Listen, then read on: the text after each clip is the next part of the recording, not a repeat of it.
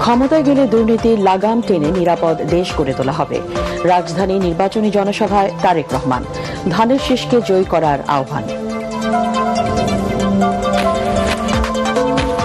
সুযোগ পেলে দলীয় নয় ঐক্যবদ্ধ সরকার গঠন করবে জামাত। রাজধানীতে নির্বাচনী জনসভায় দলের আমির। ভোটে চাঁদাবাজদের পরাজিত করার আহ্বান নাহিদ ইসলামের। প্রার্থীদের সহিংস আচরণ নির্বাচনী পরিবেশকে ঝুঁকিপূর্ণ করে তুলেছে টিআইবি। অসুস্থ প্রতিযোগিতা রোধে সরকার ও ইসি ব্যর্থ।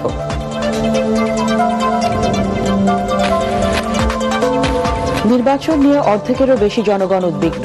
চরম অনিরাপদ মনে করছেন 26% মানুষ গবেষণা প্রতিবেদনের তথ্য। শেষ মুহূর্তে জনসংযোগে ব্যস্ত প্রার্থী সমর্থকরা।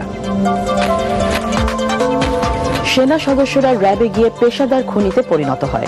ট্রাইব্যুনালের গুম খুনের সাক্ষ্যে সাবেক সেনাপ্রধান ইকবাল করিম ভূঁইয়া।